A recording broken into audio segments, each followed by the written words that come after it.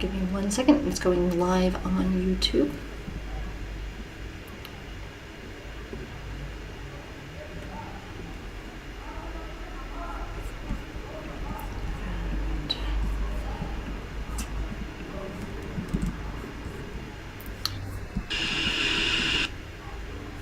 Okay. Nikki, you see everything, right? We're recording and also on YouTube Live. Great. Thank you. Hello, everyone, and welcome. We are live on YouTube and recording here.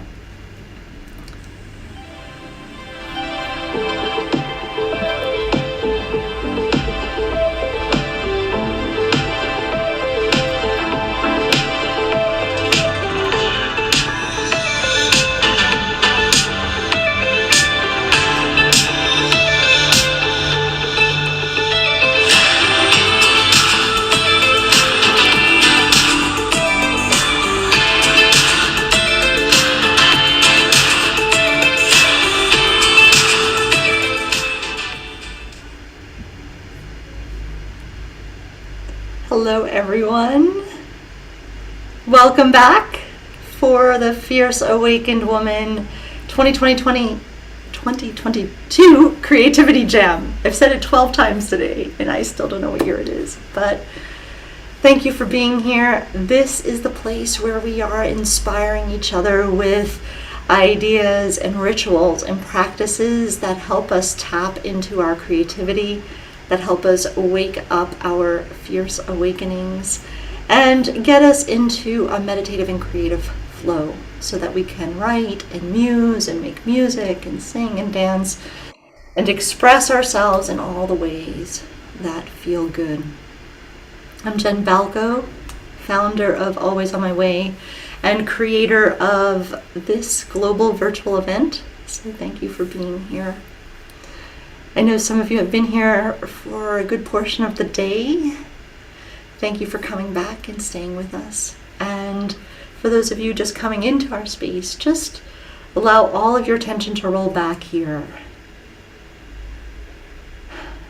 Worrying about whatever happened in the past or happened yesterday or is happening tomorrow or the dinner you're making tonight. Family or work, health, just roll back all your attention so that you can be present for what is going to be said or felt in this moment. Taking a breath. Maybe you just need to shake something out a little bit. Whatever it takes to help you feel more comfortable and at ease. And now grab a seat and feel comfortable. And I'm going to introduce Tayria Ward. Hello. Hello, Tayria. How are you? Hi, Jen. Hello, everyone.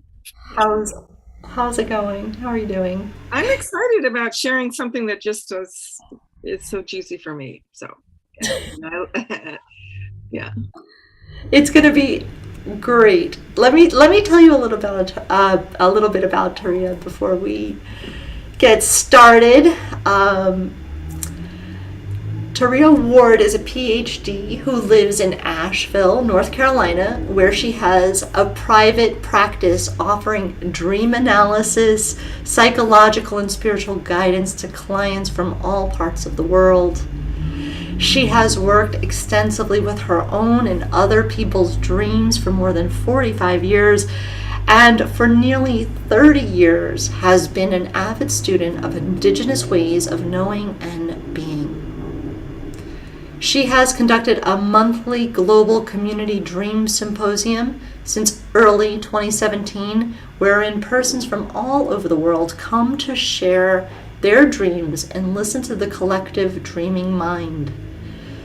Tayria conducts retreats and Vision Quest, teaches online courses, and teaches to a wide audience in regular interviews and lectures. She offers private oracular readings upon request. And her URL is her name, Tayria Ward, It's TAYRIAWARD.com. And of course, we'll mention it later as well, but make sure you click back through the speaker page and take advantage of her free gift. But now we have some wonderful conversation starting about dream thinking. Thank you, Jen. Thank you to all of you. Well, I want to offer a couple of kinds of rituals for how to work with dreams and the dreaming mind and awakening the dreaming mind, because in this conversation, I want to talk more about the dreaming as an aspect of our being, as an aspect of mind, and not focus as much as on the dreams of the night, which are, the gifts from the divine voice every night that we have lost the language for. We've lost our way of understanding what we are being given each night as these messages and stories and guidance come to us in the night. But I have on my website, TayriaWard.com, I have on the videos page and in the variety of articles and my whole dissertation there, I have a lot more information on how to work with your dreams specifically. So if you really would like to, if you're not familiar with actually how to record your dreams and think about them when you wake up, that's really, really valuable. I think kind of essential for those of us as we're evolving now. I loved what I think it was Joanne who was saying, as the old mind disintegrates, the new mind wants to emerge now. And I think the dreaming mind is what needs to be reclaimed. That's the archaic aspect of our being, the one that is that indigenous part of ourselves, because no matter where we're from, our ancestors lived in an indigenous way, and that's our inheritance. We know how to be in touch with the mind of nature. So I'm going to be talking about sort of the waking aspect of what it means to reawaken our dreaming mind. And Jen, you come in at any time with any questions, I guess if any of you have questions, please just raise your hand and Jen can call you over or put them in the chat and we'll get to them after. So we're happy to do that. That's right. So, I am muting because this is the hour on my street where teenagers have their parents' car and kind of rock out down the street with their music. So I'll be going in and out of mute, but we'll definitely come in with questions. Just to hold the space, since we are recording in multiple ways, put your question in the chat and we'll bring it over this way instead. Right. That way, people who don't feel that they want to be recorded on screen, they feel comfortable with that. But so just take us into that. What does that mean? The dreaming, waking up the dreaming mind. I realize we had a dreaming mind, what is it? All right. So, first, I wanted to I love the questions you gave to us speakers. You gave us about 5 questions and said, answer at least some or all of these. So I'm going to start with the first question that you asked is, what has fierce awakening meant to you over the course of your life?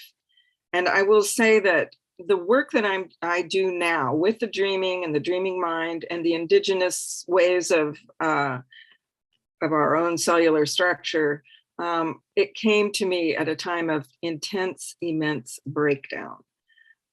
So at that time in my life, it was like a holocaust of my inner being and life. And I won't go into the story, but that's what it takes. And I think we have just moments of that. That can happen in the hugest ways where everything is taken away from us in our life, or it can happen just in the smallest ways where a certain sort of aspect of what we thought was real is all of a sudden revealed as not real, and then we have to evolve past the deconstruction of that aspect of our reality. So I would say, and your next question was, and what does it mean to you now? I would say it's an ongoing thing. But sometimes the thing that I understood at the time, thank God, it was like my angels and guides had me knowing that all of this was for a tremendous purpose. So it was painful, didn't take away the pain. It was confusing, didn't take that away. But I felt I was given this sense of purpose. So I'm just saying, as we go into the changes that are ahead, the planets and all the ancient prophecies are saying this is the time when there's great change on the horizon. I'm just saying to hold that sense of purpose and the sense of meaning and the sense of evolution and power that's now emerging. And part of it is about adjusting from one type of mind back into the dreaming mind. And I'll describe that a little bit more. But so part of it, I don't want to say I'm going to move right past the dreams of the night. Part of this is about going to bed at night, saying to your dreaming self, I want to remember the dreams, please, and ask your angels, guides, whoever you speak to, your higher self, the matrix of the universe, however you think of that higher intelligence that you're working with, ask for help in recalling your dreams. And then if you can, write them down in the morning, and then begin to get in relationship with what those symbolic, mythic, metaphoric, sometimes very direct messages are for us. And so that's part of it. But the other part of it is recognizing that the dream thinking is a style of thinking that used to be like Friedrich Nietzsche has a wonderful saying. I think I have it here. I know I do somewhere. He says, as a man now reasons in dreams, so humanity also reasoned for many thousands of years when awake. To that extent, dreaming is a recreation for the brain, which by day has to satisfy the stern demands of thought imposed by a higher culture. And so Carl Jung, who my doctorate is in depth psychology, so I studied quite a bit of Jung's thought, but he described what he called directed thinking, which is basically the way we're taught to think today when we go to school, we engage our culture, our professions, and so forth. It's the directed thinking, and it's thought to produce an outcome. And if you're doing thinking that isn't productive, sometimes that is trained out of us. I can remember sitting in the classroom when I was in grade school, and there were squirrels climbing up the trees and birds landing and rain coming and all that. And that's where all my attention wanted to be. And the teacher kept bringing me back to the blackboard. And I kept thinking, what is more interesting about that than this? But it got trained out of me. I became a good student, and we all do. And then we have to come back and sort of reclaim that ability to sit. And one of my great teachers is just this idea of a cat who's sitting at the edge of the woods, big cat, jaguar or panther or something, just sitting there, and they can sit there and chew grass all day. They're wide awake. They don't miss a thing. They're very alert, but they're not moving. They're not hunting. They're not weaving. They're not toiling. They're just sitting. And that kind of mind, I think, is an aspect of ourselves that we need to take the time, even if it's in small increments, to recover and reclaim, how to just be in our own natural mind. And that is the mind that understands that we are only one voice in this vast cosmic, as Thomas Berry used to call it, the great conversation.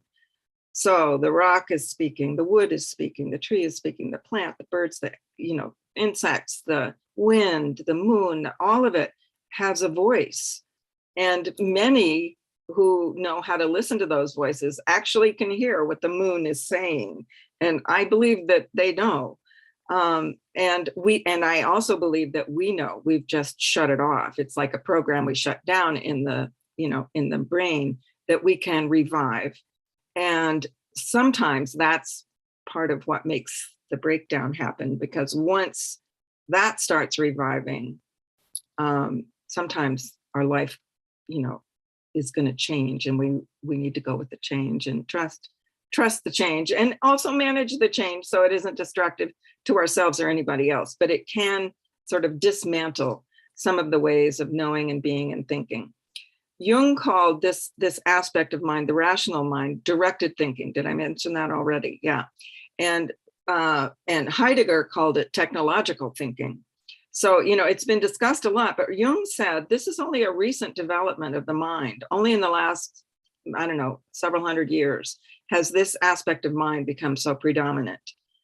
Prior to that, we knew how to think in these sort of mythic, dream-like ways. And the Australian Aborigines, they have what they call the dream time, and they think that the white person has basically gone insane because we only dream when we're asleep. The Western person, let me say, not necessarily just one ethnic variety of ourselves, but that the Western mind basically is insane because it only dreams when it's asleep, while they are dreaming, they can go in and out of the dreaming all the time, at all times. And so they move into that consciousness where all the voices of everything are in this harmonious conversation. And we've just started thinking about humans and our needs, and maybe we water a plant here or there, but we're not as in touch with the great conversation that is going on at all times. And we can, and I think basically to save the planet and ourselves and our species and the rest of the species, we must sort of reestablish that connection and believe in it. And, I like the old saying that, seeing is believing. But I think if you switch that and say believing is seeing, it's not going to show up until you believe in it, until you believe that aspect of nature can actually speak to you quite directly sometimes. I actually had a tree that I was having a vision quest under speak to me in quite a direct way. I was about 3 days into a 10-day vision quest, and I heard this voice come in, like how you hear a voice in a dream. It's not with the ears, but it's very distinct words. And I heard these words, "Can you get this off of me? It's irritating me." And I thought, now that's interesting. Who said that? I'm looking around like, hello. And then it just dawned on me, it was the tree. And so I looked around, and there was a branch that had fallen from the top of the tree, maybe in a windstorm or something. It was kind of draped over one of the lower branches. And I knew exactly what the tree was saying. It was like that branch that had fallen off, was dead, was like on the lower branch, was irritating it. And so asked me to get it off. And so I did. It's like we can be in that. And when I did finally wrestle it off the tree, I could feel that great sort of like, thank you. It's like the whole tree being was expressing her gratitude to me. And it was deeply felt, and I just thought, okay, this is how it is. This is how it can be.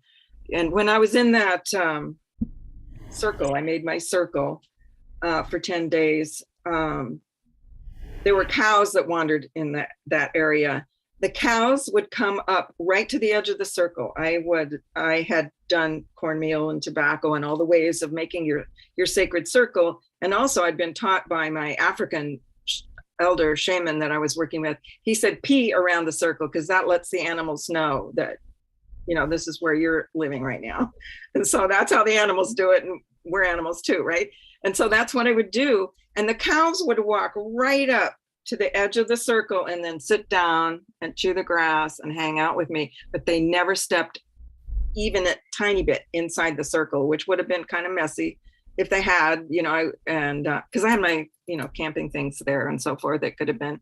But all of the creatures respected that was my space. A little frog that lived in the space with me, then my little watering can. But other than that, it was, so, we can reclaim this aspect of our being, and it doesn't have to be 10 days under a tree. It can be in 10 minutes or it can be in 10 seconds. It's there. It's beyond time and space, in one sense. So we can find it. We just have to know that it's there and that it's our inheritance. It's who we are. It's how we can be.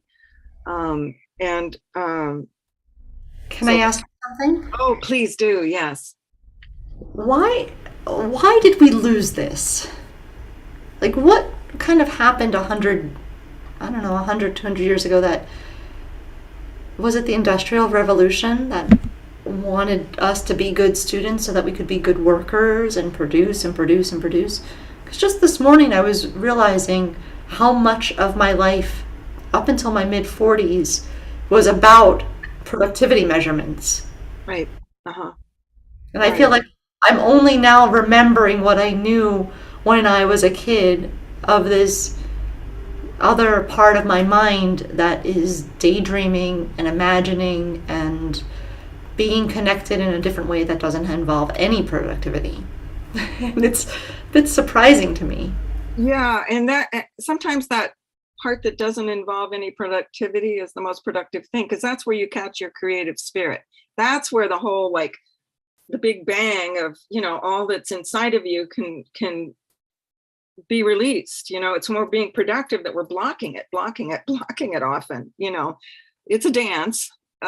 We have to be productive, but we also, need to equally or more so value this other aspect of mind.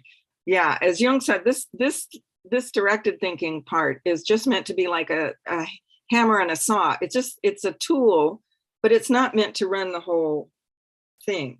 And we have, as Einstein said, the intuitive mind is a sacred gift.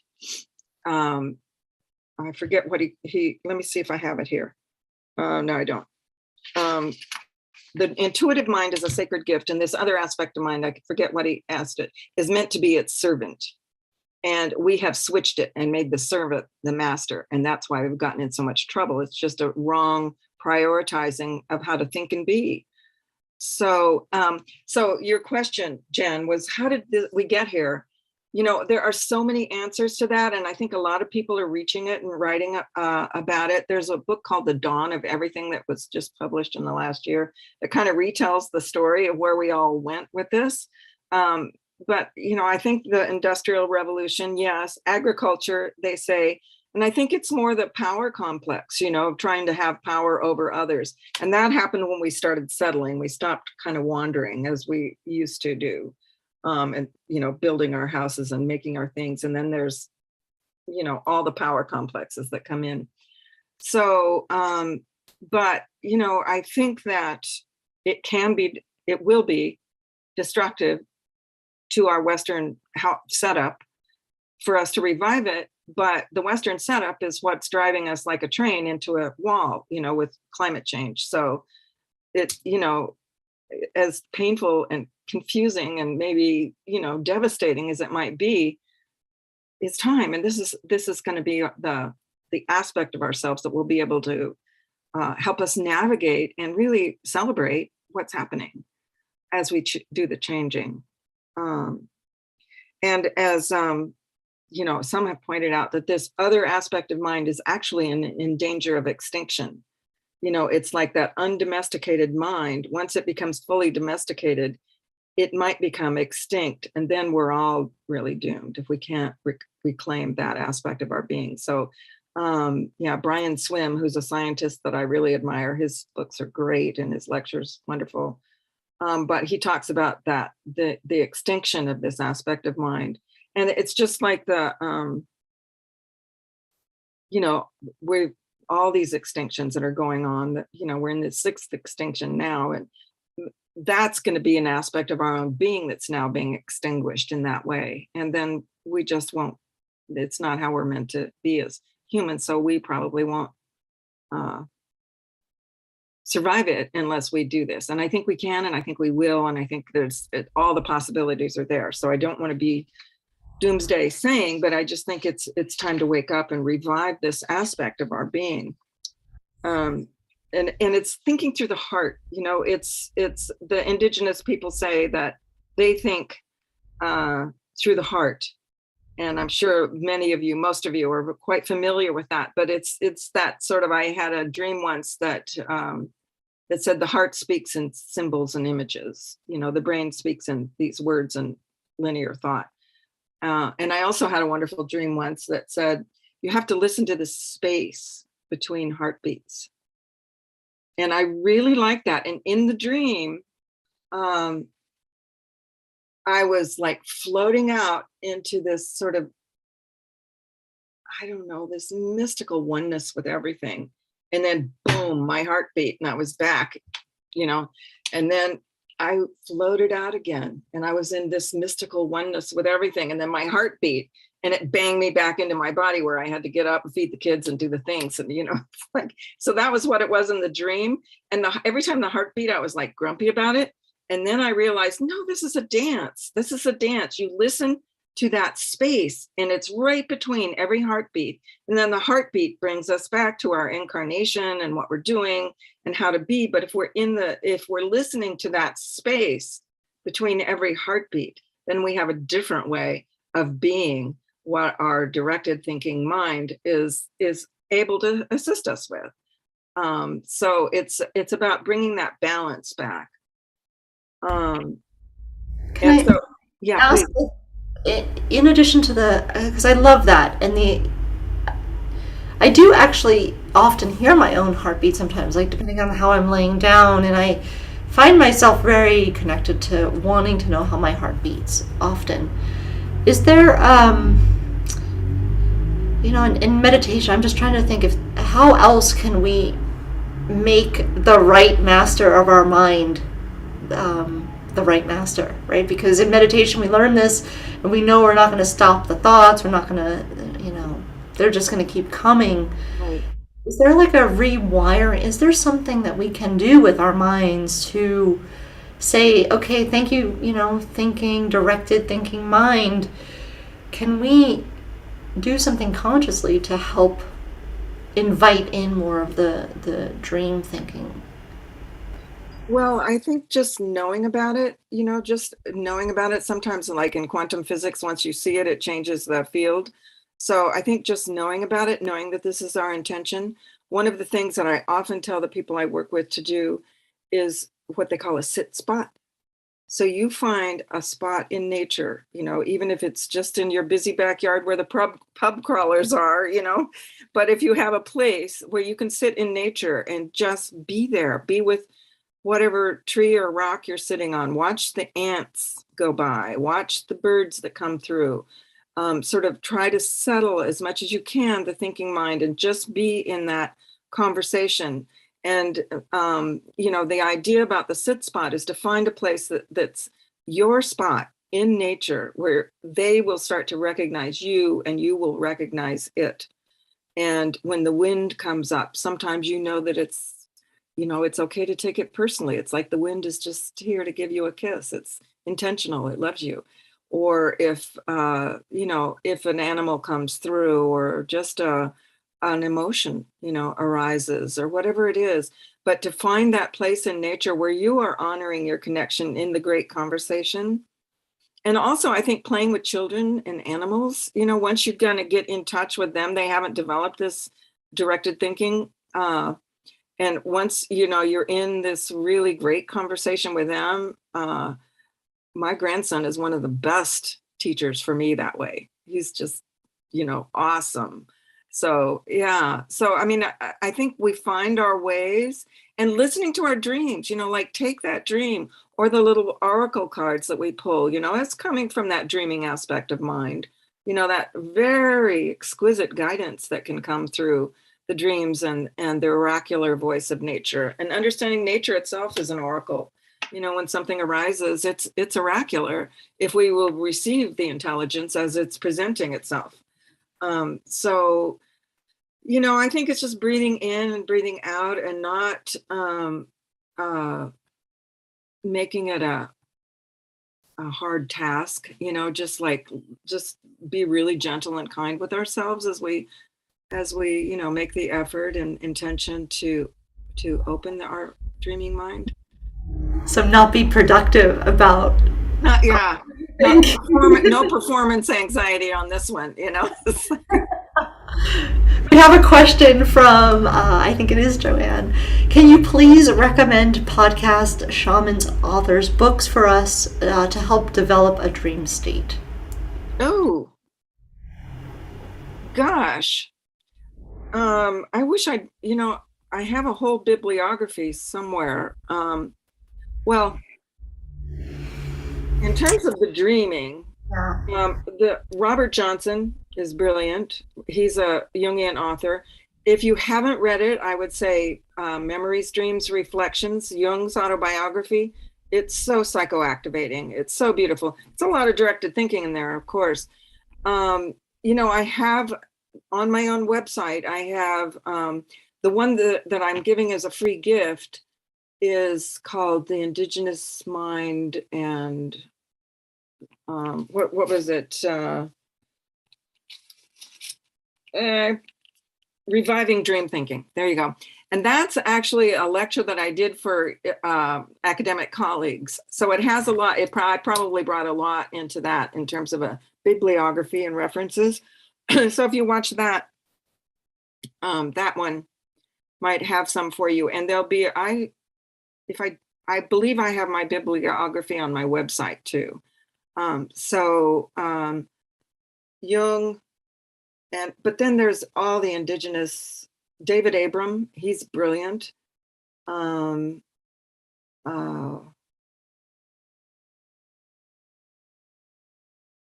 Follow your instinct, go to the shamanic, if you're, whichever way you want to go, if you want to go Jungian theory through the dreaming, or if you want to go the indigenous way.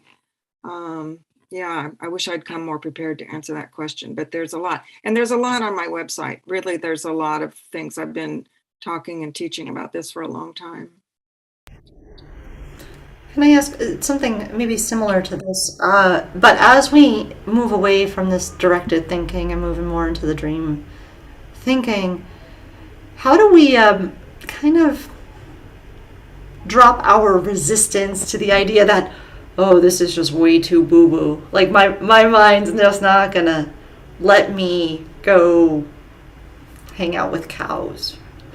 I personally love it. I know what you're saying. I know exactly what you're saying. I have that whole part of me too, of course. Right. And even now, like as I'm even transitioning from my career as a journalist that I did all my life, and that was sort of a thing I could say to people, I'm a journalist, I'm a freelance writer, I write stuff. And now I tell people, like, what are you doing? I'm like, oh, I'm a joy journey guide. And I don't know really truly what that really means yet for me, but I feel like that is what is coming. And I said that to my dad recently, and he kind of looked at me like, are you serious? Like, when did you stop being a journalist? So, like, years ago, Dad, didn't you know that? Like, how did you not know that? So how do we kind of step into this place of fiercely waking up our dream thinking and dealing with people who are not ready for that yet, who are going to judge us or make us not feel okay with that? How do we rise up from here?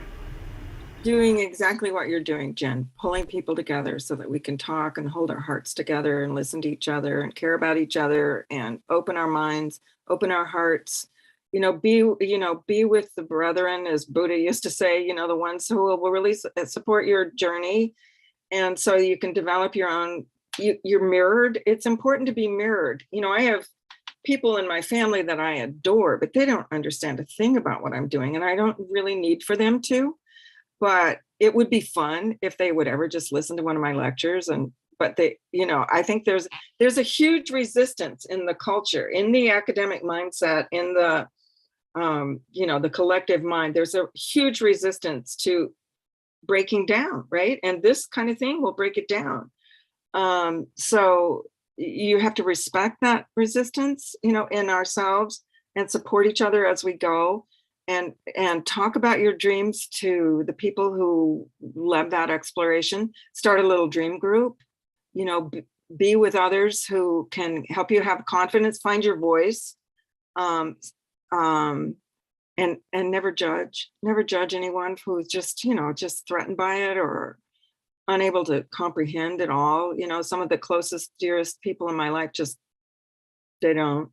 And I love them deeply and care about that. It doesn't mean that those people aren't, you're not able to have all kinds of marvelous conversations and lots of love shared with them. But I think this aspect of mind is going to start insisting that and so I think as much as we can get our confidence about it and get our sort of practice with it, that it will be very useful as the breakdown, is happening, that others will start to sit, we can really be a support. And our thoughts and all that we're doing goes out into the field. It's not lost. I loved what you said, Jen, about maybe you never know the end of the ripples that you're sending out, and I think there's no end to it, even just, a few of us today having these conversations as you're doing, it's rippling out into the field. So I think it's just about, making our way through the jungle of it all and respecting every aspect of the jungle that's there. But I think that, the dominance and the fear, and the trying to go backwards now, like we're doing, is the worst aspect. It's just so much fear involved in it. So we just get our courage on and become the feminine, soul warriors that we can be. And You were really reading my mind, because the news coming out of certain parts of the world right now, without being very specific, but I think most of us here in this collective understand where I'm going with this. It is like gut wrenching. I was so angry last week seeing the amount of like, we need to go backwards. And I put on a song and I just danced in rage with some of this. But I love that you're encouraging us to just keep tapping into this part, because destruction doesn't come. I mean, I know just witnessing our own personal like destruction and little deaths that we die is so dramatic sometimes, and rippling that out like by the billions feels hard to digest. Yeah, it is hard, but Lawrence Vanderpost said that it's it's, wish I could say it exactly. The smallest thing in creation is the atom, and that's what contains the most power. So meditate on that. Here we are, a small little group, just having these conversations and making these hopes and intentions and witnessing each other as you were doing in that beautiful ceremony. And all of that has the power like that's inside the atom that can just explode the sort of regressive thing. And we don't know how that's going to happen, but I think just believing it and knowing it and sending the love out. And it's hard to have compassion when somebody's trying to take away all your rights. But how do we do that? We just hold our hearts together and be warriors, but in a spiritual way, with compassion and love. And I just think the judging thing is what gets in the way. It's just, it really does. So, I often think of what Jesus said, judge not that you be not judged. And sometimes it's just like, it's as simple as that. It's just like, if we want people to understand who we are, we have to not be judging, and it's like a simple saying that everybody says, and it's one of the hardest truths. I also remember, I love Jesus, his story, but where he said to Peter, and he also said this to Judas, he said, get behind me, Satan. He said, you think as man thinks, not as God thinks. And I think, it's that directed thinking that even he was addressing, rather than the way that the universe thinks, and it was, even he was saying, this is how you think, not that. So this is the kind of thinking, it's like a whole new style of thinking. And it does lead to that thing of, why did I come in this room and what was I looking for? because I kind of, like when I let myself go there, it's hard to get the directed thinking back when you need it. So it's like learning that dance, and being really compassionate with ourselves as we do the dance of it. Yeah. And I want to just point out there have been a couple, just compliments on the question there because people were thinking that same thing. And this type of thinking will be in vogue years from now in survival, just like organic wasn't 50 years ago or wasn't in 50 years ago. Like it seems like there is a wave, Lisa Right. shared, Yeah. the small circles of sharing and women being strong together. I'm hopeful we can make a difference. And I think that's... When I was in Egypt recently and the guide there was looking at the pyramids, she'd taken us into all these temples where their hieroglyphs were and so forth. And when we went at the pyramids later, she said, "Why do you think there are no hieroglyphs here?" And her consideration was that that when the pyramids were built, they're much more ancient than we even can comprehend. She said that's because we didn't have language yet. We were just using the heart. So there was no language put on it. So that's who some of these not the sort of modern Egyptologists, but the historians who really understand the ancient aspect of that way of thinking and being, they were just communicating through the heart. She said the words weren't necessary. The words readapted the brain, for better and a lot for worse too. So It does feel like we are on that wave of relearning language. As I've said it a couple times in this session, like words, meditation help us understand our thoughts and the words in our mind, and compassion and generosity and kindness kind of begins to get us into our heart center, and embodiment practices get us back into our body language. But like the spirit language, I do feel like it's fueled by kinetic, creativity. I put in that category, but I think it's even beyond that. I think it is the unspoken language that we just know. Right. I did a shamanic journey at a place where I was helping the new owner of a big, beautiful piece of property. We were doing consecrating the land for her intentions. And in that journey, I was taken back, not to, the former people who had lived on that land, but back before there was even life on Earth, before there were even organisms of life on the Earth. I'd never done that before. I went so far back. And before there was even organic life on this planet, there were spirits here. And those spirits are still here. They're still communicating with us, but we've just forgotten how to listen. But I think they can help us now, is just, they understand where we went and what we're doing, just like, but they can help direct us now, that there's a way of being in this universe that doesn't require our sort of arrogant human, what we've adapted ourselves to think of ourselves as, that's much more coherent with the universal wisdom. So those spirits are here. We can, find them. It's in your spot and just say, yeah, all the different eras of spirits, here we are, yeah.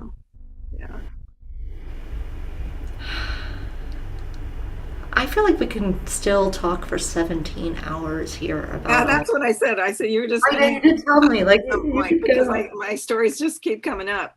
I want to say this last story that's coming to my mind now too, because that being in the sit spot can be so like just really profoundly practical about how to live your life.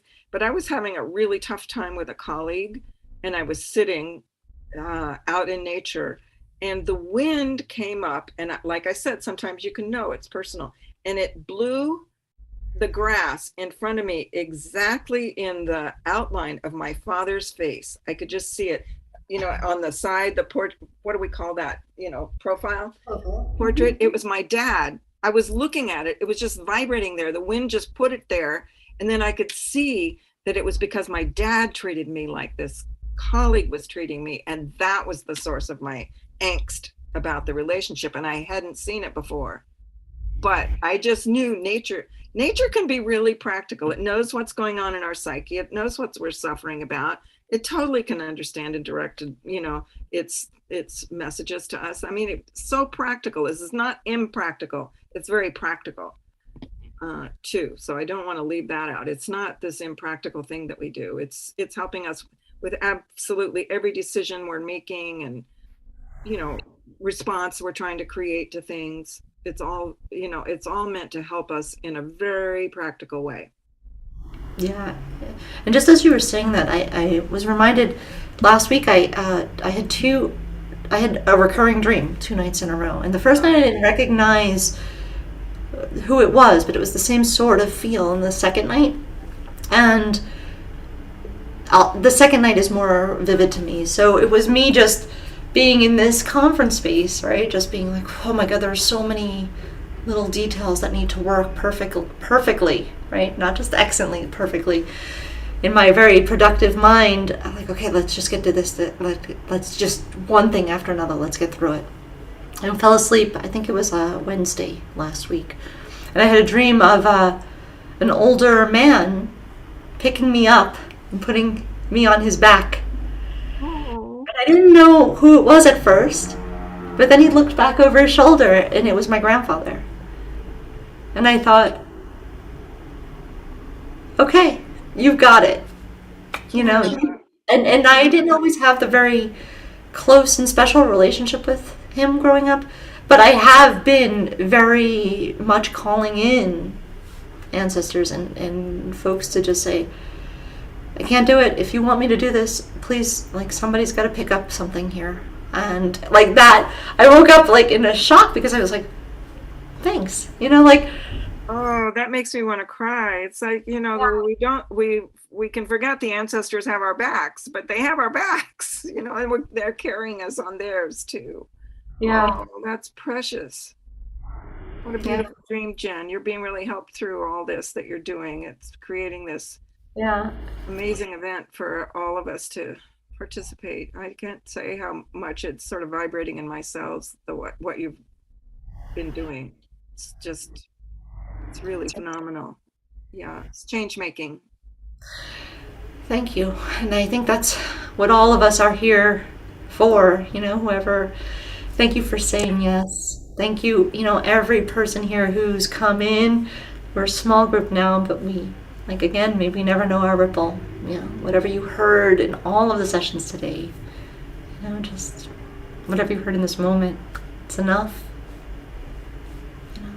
It's enough. Yeah. I think I'm going to close this out there. Tayria, would you like to say anything else before we... I have a little poem that I brought. Can I read that? Do we have time? Just take a Yeah, minute. we do. Yeah, we do. Absolutely. Okay, this is David Wagner. He's one of my favorites. And this is a poem that he wrote called The Silence of the Stars. When Lawrence Vanderpost one night in the Kalahari Desert told the Bushmen he couldn't hear the stars singing, they didn't believe him. They looked at him, half smiling. They examined his face to see whether he was joking or deceiving them.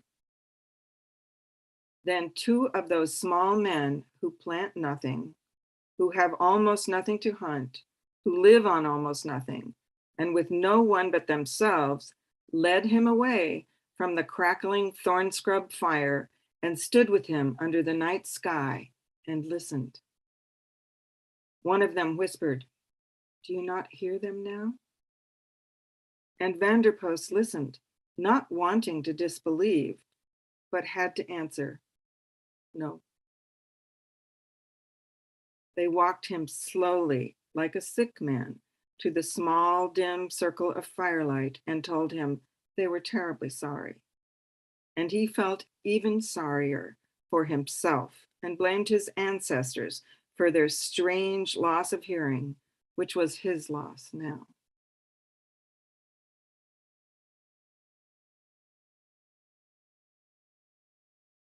Okay. Yeah. Thank you for the opportunity to talk to all of you. I love being able to share my heart. As you can see, I really am passionate about all this. So thank you. Yeah. Thank you always for guiding us in new ways and the old ways, guiding us in the old ways that feel new again. Mhm. That's the way to say it, huh? Yeah, thank you. So, Privilege. Love to each of you very much. love to